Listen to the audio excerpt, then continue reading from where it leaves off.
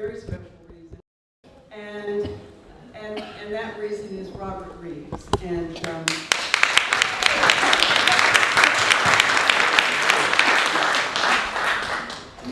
we are so fortunate to be, I think we're the luckiest district in the state of North Carolina to have Robert Reives in the House and Valerie Fouché in the Senate. We are just absolutely blessed, are we not? Robert reminds me a great deal of our former House Speaker from Chatham and Orange counties, Joe Hackney. Joe and Robert both were able to juggle law practice back home in their hometowns and able to study the complex issues that are attendant to their representation in the North Carolina House. And they have that wonderful quiet leadership about them. It's a leadership which is a quiet, common sense, but very powerful leadership. So I think that that kind of leadership is the kind of thing we're celebrating today. And I would like to thank Cynthia and the children. I don't know if Brianna is here yet, is she? Not yet. Okay, but she's coming. And TaJ, he's out wandering somewhere. Robert will teach him to shake hands here eventually. And we thank them for the magnanimous gift of your husband to us as our representative in the House. And that is just an absolutely wonderful gift. So thank you so much.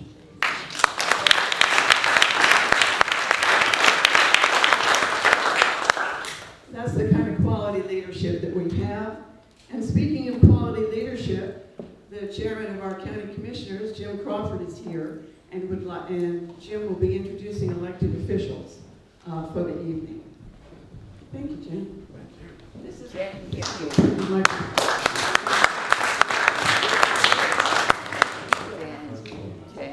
Okay. Would you get me a play next? Oh, all right. Good afternoon, everyone. Thank you for joining us here to celebrate Robert's 25th birthday. And he's looking good. Okay, so it's my task to introduce everyone to the elected officials who are here today. So we'll start with Sheriff Mike Roberson. As you've already heard from Mayor Perry. We have Mayor Chet Mann from Sanford here. From Tyler City, we have Mike Constantino.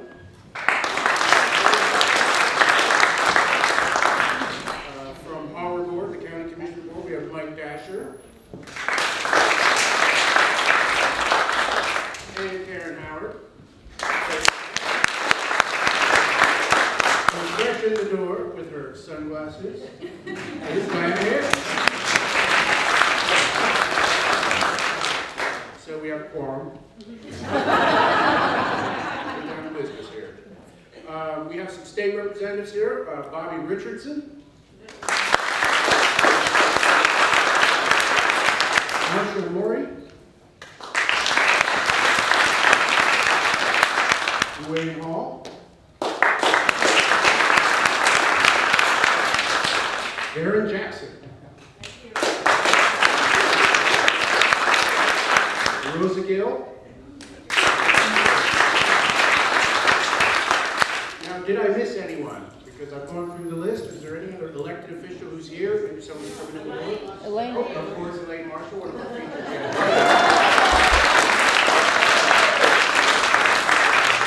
And of course, State Attorney General Josh Stein.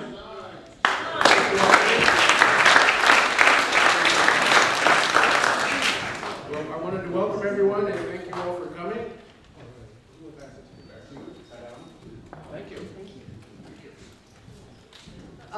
We're delighted to be able to recognize the Reverend Dr. Alice Hooker, who will give grace for our meal, and then we may line up and head for the all, you can say happy birthday to Robert. First of all, God bless you. Happy birthday, dear Robert. Happy birthday to you.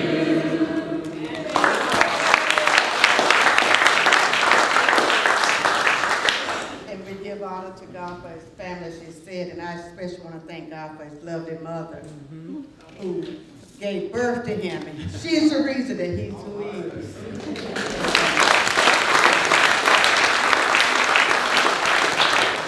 Dear Lord, we ask you to bless the food that's been prepared. Heavenly Father, we ask you to continue to keep your hand upon the life of Robert Reives. Continue to be with him and cause him to be our representative in the house again. Now sanctify the food and take out all impurities. In Jesus' name we pray.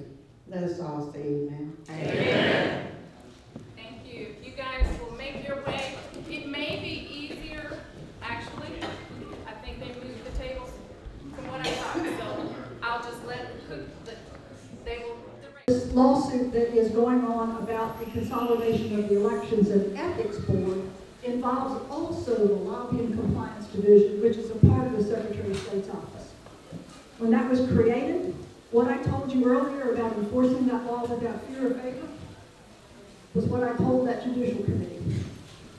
I have enforced that law, and that has stepped on sometimes the toes of legislators and the toes of lobbyists who feed the legislators. It is no surprise to me that they've tried to take that power from me.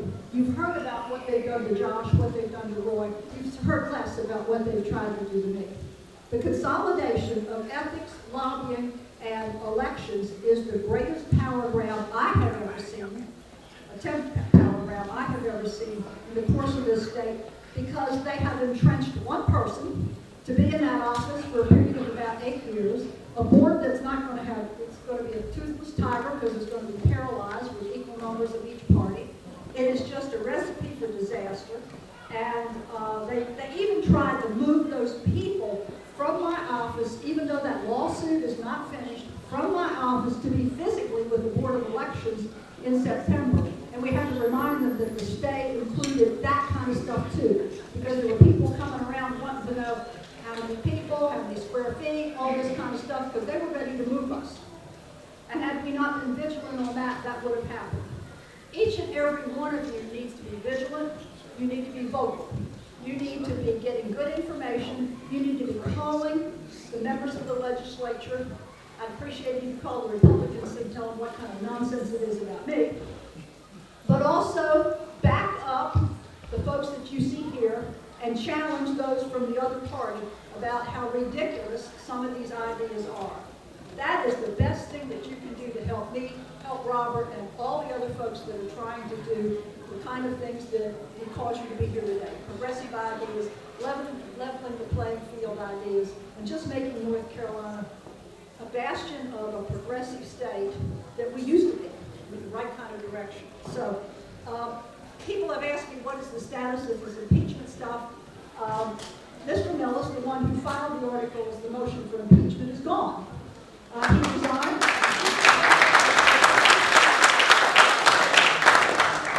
Somebody last night told me that I should start singing Ding Dong, the Witch is Dead. I thought about that, and now I'm on a real mission here. Witch is usually associated with a woman, so that wouldn't apply unless my new advice is that witch shall be gender neutral from here on out. So maybe you can sing it. But in his parting shot, he left 3 little gems for me, shots across the bow. Number 1, by saying that this is not a resolved matter, it's a bookmark and things, and that bookmark can be removed at any time. He also said that he's leaving for not what reasons you suspect, but for other reasons. Everybody suspected of impeachment. And in his own personal interview with his own hometown newspaper, said that if folks at the General Assembly did not continue this, it would be a moral travesty on the part of the legislature. What he is trying to do is a moral travesty and an infringement upon my right to know who's accusing me, on what basis, who has advised it, my rights as an executive branch officer to operate my agency without undue influence from the legislature, and that's where the real problem is. So,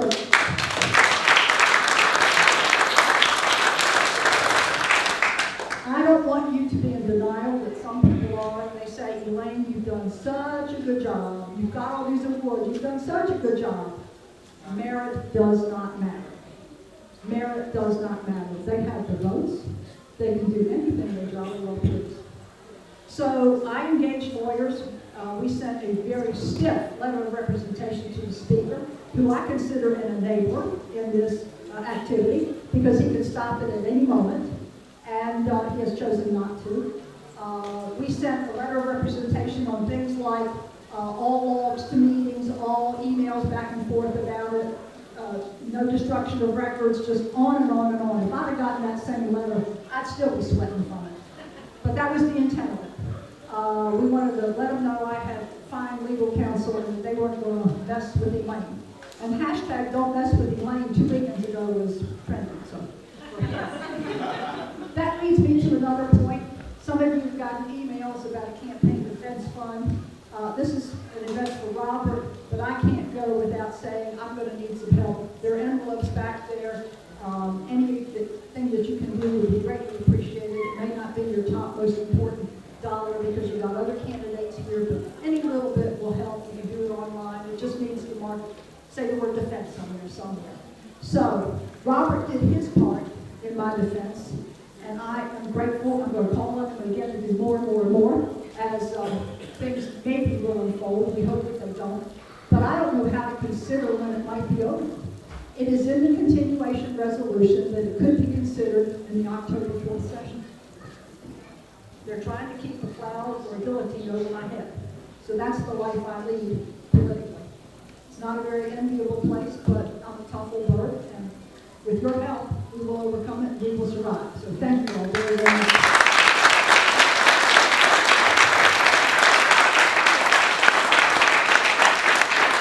I'm going to turn this back to Dwayne.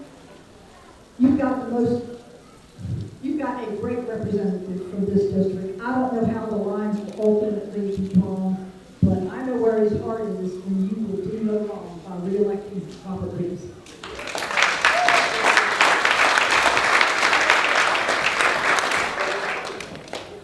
If you guys didn't know already, there's a reason that I have her on such a high pedestal, our Secretary of State. I'm going to briefly introduce one other person whom I would say I don't have on this exact same pedestal. And if you'll let me explain why, I think no matter how great a thing someone does, the way you view them a lot of times depends on how you know them. So when I first came to the legislature, there was one member that was so passionate, and he seemed to get to the essence of everything. Cut through, it was just clarity. And I would sneak out of the House chambers, sometimes missing votes, because I would want to go watch his debate and then steal everything I could.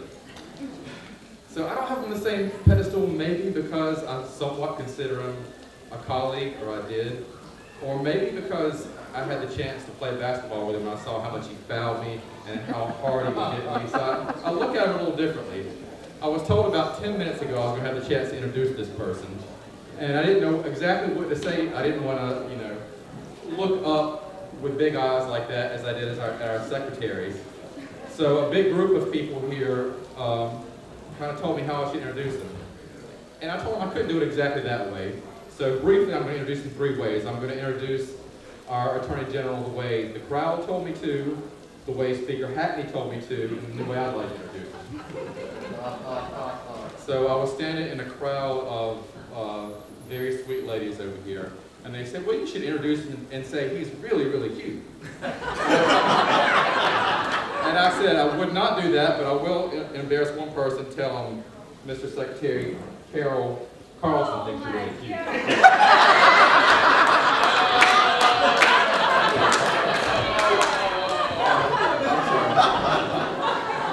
I did not do that, I didn't. Another person that we all respect a great deal is Speaker Hackney. He said pay him respect and introduce him the way he would like to be introduced. So our Attorney General is also a champion, a statewide winner of football in soccer. So he won a state championship when he was here in Orange County, I believe, in soccer. Yes. And the way I want to introduce him, honestly, is one of the many reasons I'm always so proud of him is he has kept with Roy Cooper's tradition, the outrageous tradition of refusing, you saw this last week, to defend unconstitutional laws. And I think that's one of the reasons we should all be proud of him.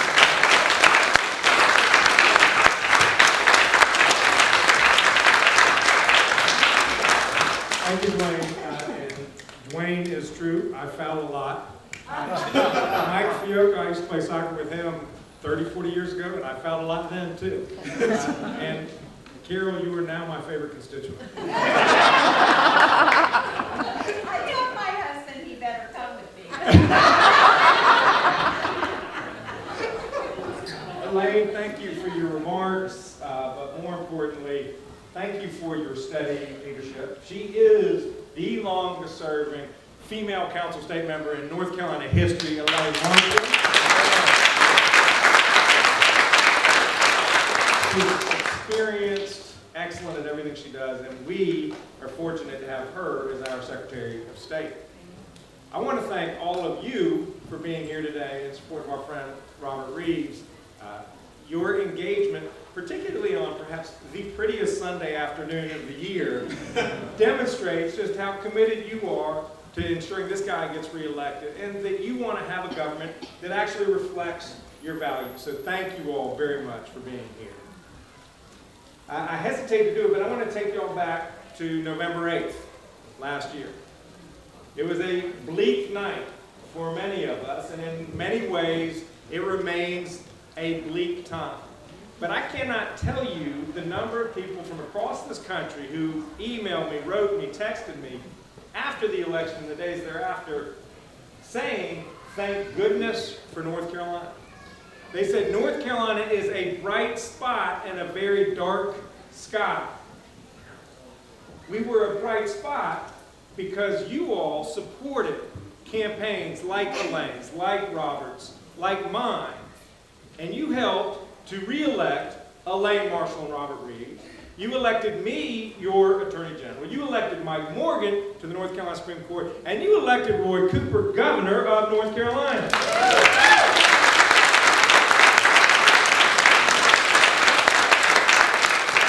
You all are that bright spot. You should be proud of what you accomplished, and you should be motivated to accomplish even more in 2018. I can tell you, I am motivated to do as good a job as your Attorney General as I could possibly do. I love my job. Every day I get to go to work to try to protect the people of North Carolina in a host of different ways. I try to protect people and families from this opioid scourge that is taking too many lives and tearing apart too many families. My office drafted two pieces of legislation, one the STOP Act and the other the Synthetic Opioid Control Act, or SOCA. Both of those bills passed the General Assembly unanimously, Robert, thank you, and the governor signed them into law. The STOP Act should reduce the number of people who become addicted to these very addictive painkillers in the first place by having smarter prescribing on the part of doctors and dentists. And the Synthetic Opioid Control Act closes loopholes in our criminal law so that law enforcement, like Sheriff Robertson here, and he, by the way, is participating in a couple of task forces that our office is putting together and doing a great job, not only for the people of Chatham County, but all of North Carolina. Sheriff, thank you.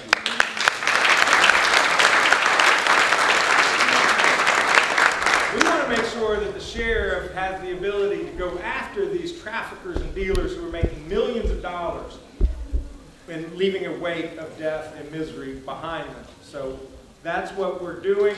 We have so much more work to do, and I commit as your Attorney General to continuing to put my shoulder to the wheel along with all of you as we deal with this epidemic. As Attorney General, I protect seniors and consumers from scam artists and corporations that break the law. I assume you all heard about the Equifax security breach. 143 million Americans had their name, address, social security number stolen by thieves, including 5 million here in North Carolina. That's 2 out of every 3 adults in the state of North Carolina has had their information compromised. Well, I am part of an executive committee of a group of states that are looking into this, going to hold Equifax accountable and make sure they do everything they can to protect the people of North Carolina who were affected. I also protect taxpayers by going after tax cheats and healthcare providers that are engaged in Medicaid fraud. I protect the air we breathe and the water we drink. One of the first things I did was to remove North Carolina from litigation initiated by Governor McCrory to block the Clean Power Plan. The Clean Power Plan is the best policy solution we have to reduce carbon emissions by electric utilities, which, as you all know, is one of the largest suppliers of carbon emissions that leads to global warming. I also protect our fundamental rights, and there's no right more fundamental than the right to vote. Now, in 2013, the North Carolina General Assembly enacted what experts characterized as the most restrictive anti-voter law that any state had passed in the 50 years since the Voting Rights Act of 1965. A unanimous panel of judges on the Fourth Circuit Court of Appeals, the highest level below the U.S. Supreme Court, concluded that this law intentionally discriminated against African American voters, writing that it targeted African Americans, quote, with almost surgical precision. Now, I moved to withdraw a petition that had been filed by Governor McCrory seeking a review of that decision. Because in my mind, the state of North Carolina should be about protecting people's right to vote, not restricting it.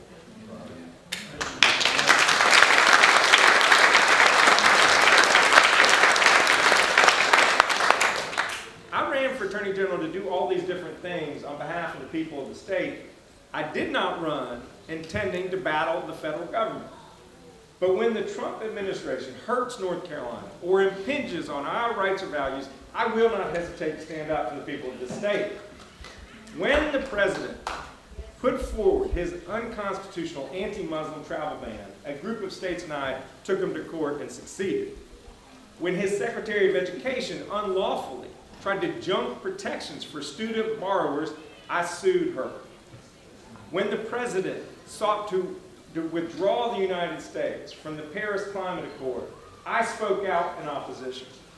When the U.S. House of Representatives and the Trump administration went to court to try to undermine the Affordable Care Act, I moved to intervene in order to defend people's health care. And when he equivocated in his condemnation of white supremacists and anti-Semites in Charlottesville, I spoke out as loudly and clearly as I could because that is wrong for America.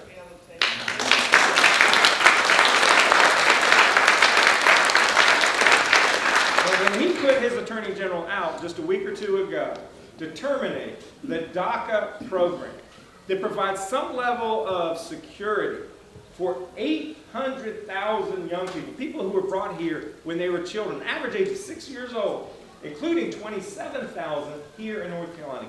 Young people who cannot have a criminal record, who are in school, who are working, who want nothing more than to help build this nation, often the only nation they know. I sued the president. Now, I've been doing as much and as well as I can as your Attorney General, yet, or perhaps as a result, the North Carolina General Assembly drastically cut the budget of the North Carolina Department of Justice by $10 million. They did this without having been in the House budget, without having been in the Senate budget, without a moment's discussion or deliberation, with over $1 billion unspent. So the money was there. The Republican, former North Carolina Supreme Court Justice, Bob Orr, wrote an editorial in which he said these cuts will jeopardize the critical work of the Attorney General's office. WRAL editorialized that it was bitter, partisan, spiteful, and foolish, and would hurt thousands of North Carolinians.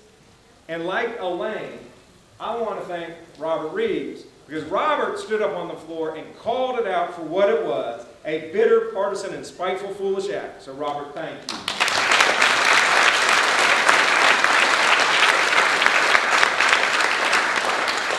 Now, it's not just me they're going after. Elaine told you about what they're doing, and in many ways, that is more outrageous. What an abuse of power. And I want you to know, Elaine, I stand with Elaine. Good.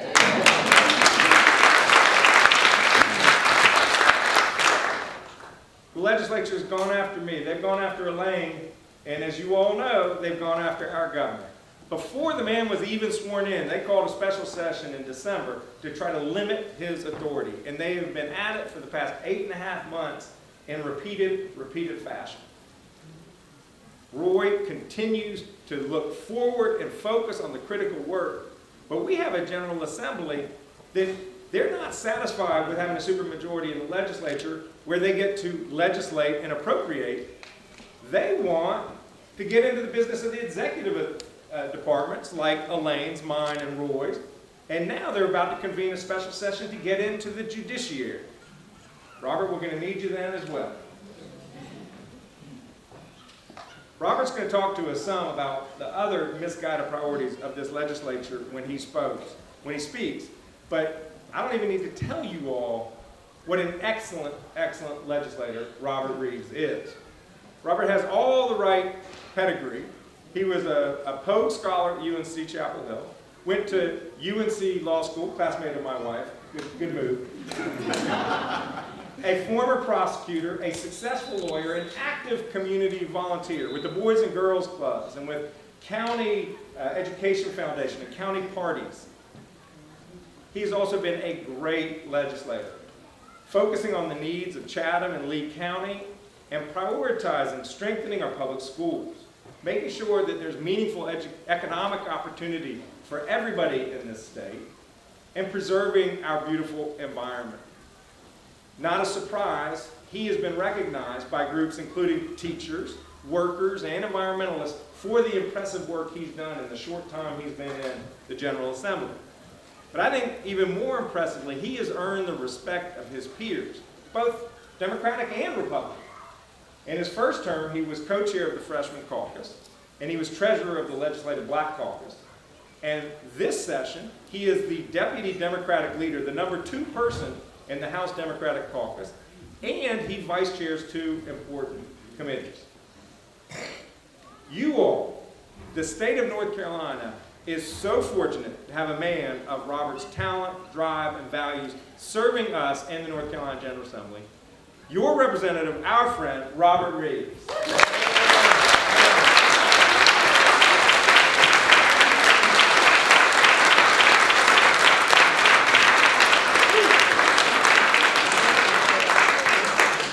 How's everybody doing? I got a little caught up. I was listening to Josh. I said, man, that dude's all right. I said, God, I hope I can try to be like him. But in all seriousness, thank you, Mo, Madam Secretary, Mr. Attorney General, all of my legislative friends that are here, and all of you. It's an absolute honor to be able to serve you. It's been an absolute honor to be in this office, and I'm telling you, it's tough. I'm not going to lie to you. A lot of times people ask you and say, well, how do you put up with it? You know, you want to get the politically correct answer. It's like, oh, you know, just one of those things. But no, that's bad. I've done criminal law for 22 years. Trust me, I felt safer in most jails I've been. Because at least there's a gentleman's agreement. But the one thing that all these folks can tell you is there is no gentleman's agreement in that General Assembly now. And that's on all of us. Now, some of you were at the Democratic breakfast yesterday, and I appreciate you coming and tolerating the fact that you knew you were going to have to hear me again today. But I tell you unequivocally, Republicans can't do this stuff without us.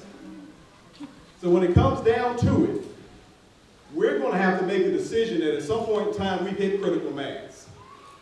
It's funny, we've got this rainy day fund, as we talked about with the $1 billion we've got sitting around. We've got $499 million sitting around right now that nobody's felt the need to do anything with. I can talk about that, but it continues to sit as we have all these priorities go by the wayside, and the question is, when does it become a rainy day? And that's what I asked for North Carolina. When have we gotten to that point where we say, this is enough? And we all, if you're here today, you're active. There's not a soul here today that has not been active in your local party, your local politics, your local communities. We understand, but we're going to have to give more. We're going to have to do more. But before I continue in that vein, I want to thank a couple of people. And I'm going to start in an odd order, so please forgive me. First, I've got to thank my mother, and I love my daddy. He's here. But I'm going to thank thank him for a whole lot of professional development he's given me. But honest to goodness, my personal development from this lady right here has been so important. You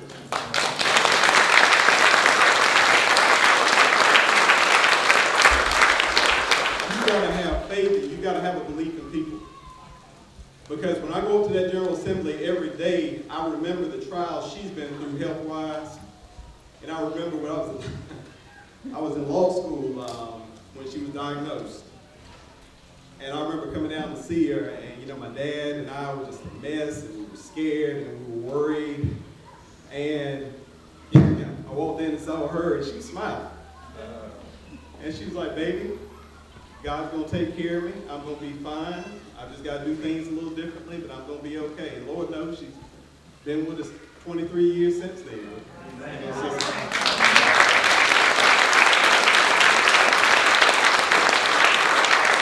Those mean something in your life. They do. And so thank you for that strength. Thank you to my wife and both my children. My daughter got mad at me one time. I didn't recognize her, but thank you. But thank you to them, because I'm going to tell you, whatever has gone on, that lady there doesn't blink. You know, it's funny when you talk about, you know, moving, anything else. I mean, whatever it is we've had to do, all I've had to say is kind of, here, this is where we are. And she just tells me, when are we going to do? And I'll tell you, that means the world, because you can't do this. And Mike, you know what I'm talking about.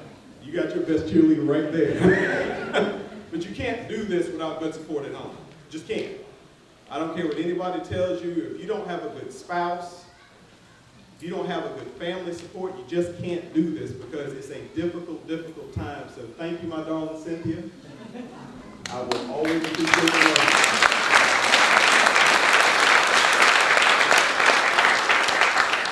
But my odd order now comes again. I'm gonna thank my daddy a second time, because I'm gonna skip past.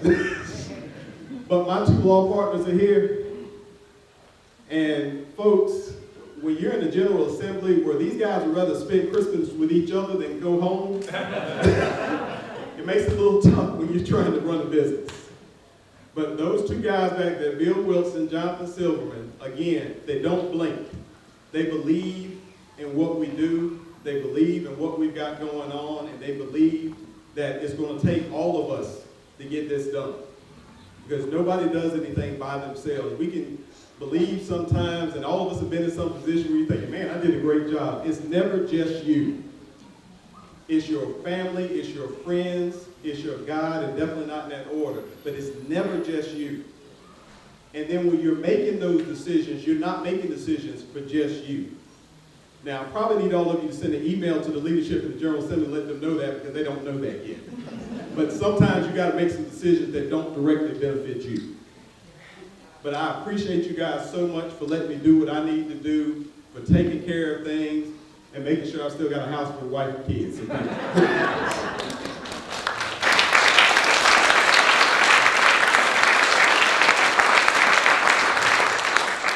I also want to thank my legislative friends that are here, and especially Darren Jackson.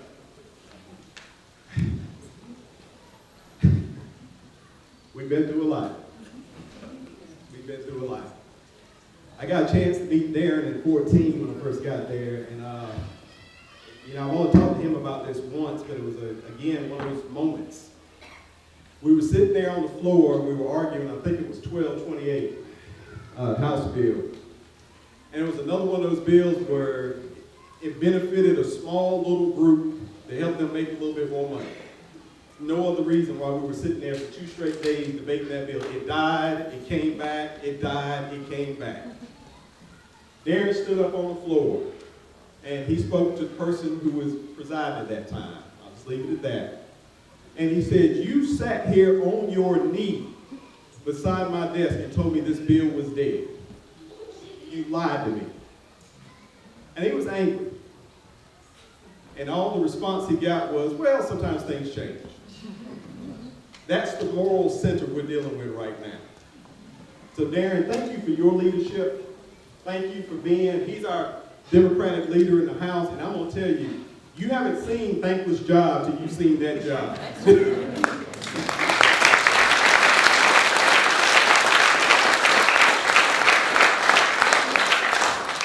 knows more about rules and law than just about anybody in that house. It's the funniest thing. We'll finish up situations, debates, and the way he knows how things are going to go is because we'll get back to his office and he's got emails from everybody. He's got emails from Democrats saying, how dare you do that? And when he's sitting there saying, I voted against it. He's getting emails, of course, from Republicans in his district saying, you need to be more supportive of your leadership and all that type of thing. When he's saying, how can I support people who don't support the state? But he sticks with it, he knows what's going on, and I appreciate that kind of leadership. And the reason I want to say all that, I know you can appreciate your patience in listening, is because that's what it's going to take, is all of us, because we are at war.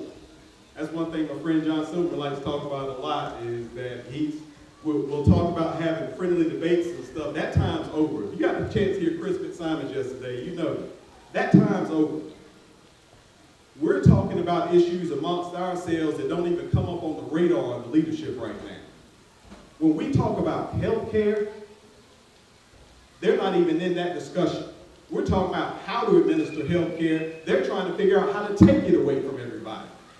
They're trying to figure out how to take your tax dollars and put it in every pocket of every friend of theirs, but not yours. I love it when they use the word welfare. Why are we taking care of people when they can take care of themselves? As I watch them vote to give a contract on a no-bid contract to some friend of theirs that happened to be kind enough to them at the right time. That's welfare. That's taking my tax dollars and putting it in the pocket of somebody that earned it. But we should be about taking care of each other. It is amazing at this day and age that the discussions that we have to have right now, people look at you, people in that leadership look at you like something is wrong when you talk about taking care of people who can't quite take care of themselves. You're talking about taking care of children, taking care of the elderly. When you take away health care, you're taking away opportunities. You're taking away life. You're taking away families. But that doesn't matter. And Lord knows when they talk about the education system. Again, it's amazing. Why we're going to put money into something that's broken. But yet we just had a budget that just gave $110 million to a system that has no accountability to the State Board of Education. Now, I don't know about you, but somebody gave me a free $110 million, that's welfare. And that's what we're doing right now. Instead of putting it into the public education system where 90 to 95% of our children are, they're figuring out ways to resegregate our schools by using your money. You've got a right to go to any school you want, but at some level you got to pay for it. That's part of it. We've got to take care of that. And then we talk about the environment, and that's where I want to get back to this $499 million. Wilmington just found out that their water is contaminated. Not it might be, not we're not sure, but their water is contaminated. Our governor said, get us $2 million to get started on this problem. How long do we have to argue about that, Darren? Full day. A full day we got to argue so that they can give $400,000, not to the Department of Environmental Quality, but to give it to UNCW and to give it to Cape Fear. And I don't mean to disparage Cape Fear, but Cape Fear Water Authority knew about the problem 4 years ago and didn't do anything about it. But that's who we gave the money to, not to the Department of Environmental Quality. I had a chance to talk to somebody after that vote on the other side of the aisle, and that person started talking to me about, well, the governor's office and DEQ needs to learn how to work with us. That was real important. Real important. Everything is about punishment. Everything is about getting back. Everything is about taking care of a small group of people. Now, what I will tell you is I'm not going to end on that note. I finished the talk yesterday and said, oh my God, I feel horrible. What's going to happen? What I'm going to tell you is the good news is hope's on the horizon. We've been given the opportunity. 2018 is a simple decision. If we get out, if we get our people voting, if we put money in the coffers, if we put boots on the ground, if we knock on doors, if we get materials out, we win.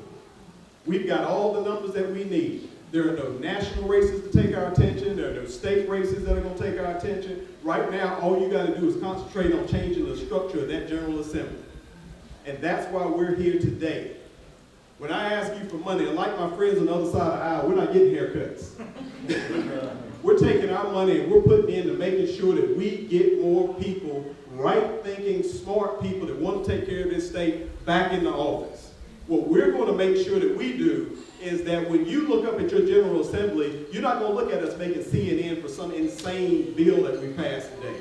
You're going to look because people are going to say, that state right there is how you get it done. That state right there is what the rest of us need to be following. The way they're progressing on their environment, the way they're progressing with education, the way they're taking care of their people, that's what we need to do.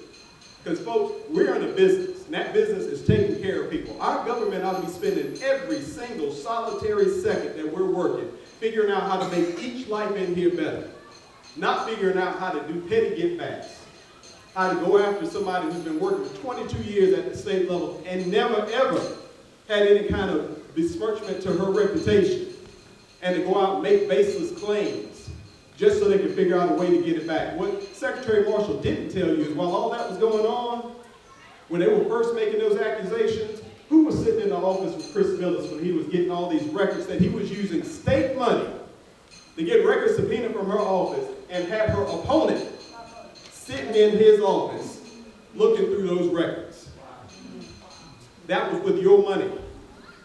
When they went after Josh Stein, they said, we're cutting $10 million and you're going to have to do it in bodies. They told him in 1 week, you're going to have to figure out how to get rid of 138 people. And all of you know from working, a lot of you work for the state, you don't just come in working for the state whenever Josh gets elected. You've got people that have been there for 20 years, 25 years, people that have given their heart and soul to this state. But to prove a point to Attorney General Stein, they tell him not only are we cutting 138, but you might figure out what you're going to do about it. At the same time they did that, they told us we're going to have to go buy some property in the northern part of this state to build a prison for $14 million. Think they don't have the money? The question you got to ask yourself when you leave here, I appreciate your support. There is nothing that I could have done. Any of the things you've heard them talk about, I do because I've got support here at home. Because I know all of you have my back. And that means something in today's political environment. That means a whole lot. Because everybody doesn't have that. But what you're going to have to do is you're going to have to talk to people and spread the word. We've got to get people re-engaged in this process. This is our government. This is our state. This doesn't belong to some petty few people who have figured out a way to game the system. This belongs to all of us. We've got 10 million people in this state, and it's time that we make all of their lives better. Right now.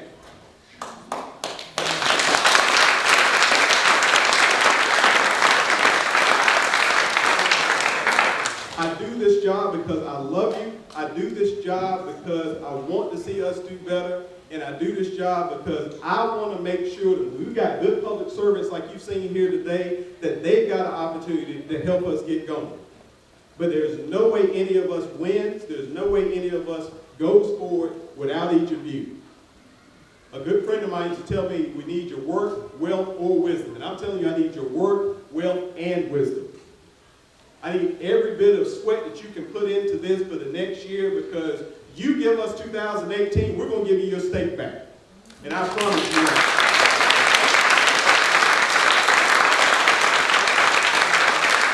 You give us 1 year of work, 1 year of your time, 1 year of talking to your friends, introducing us to your friends, getting us out into your communities, getting the message out. Meet people where they are. My friend Robert Cotton is here, and he's my barber, and Lord knows he has to hear this a lot. But Robert and I are like minds. But Robert knows our best discussions with people when they come into that barber shop come when we talk about matters that are directly affecting them. And the good thing about this General Assembly is they've screwed everybody. So there is nobody you know that they can't turn around and you can say, here's how they did something to you. They can tell, you can tell how they put taxes on small businesses. They can tell you how they're taking away opportunities for your kids to go to school. There are all kinds of things to talk about, but it's going to take you doing it. Because hearing from these elected officials, that doesn't do it. We're politicians. We'll always be politicians in their mind. But if they hear it from you, the people they've grown up with, that they love, that they respect, that they're friends with, and they're going to be uncomfortable conversations. When they hear that from you, that's when it's going to make a difference. So thank all of you for your support. Thank everybody for being here. I want to thank the folks that helped put this together, because this is a lot of hard work, and I stress them out. Jan, Tiffany, I apologize. That's who I am. I know I stress you out. But I thank all of you, because this means the world. Because when you know you've got this support, we can do great things. And so at this point in time, all I ask you to do is give us one more year, give us another term, support all of these elected officials that you got in here. And like I said, by 2020, we'll have this state back on the right track. Thank you.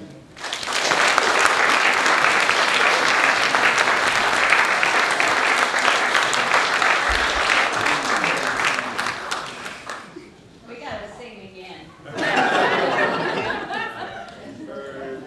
Well, thank you. Happy birthday to you. Happy birthday, dear Robert. Happy birthday to you.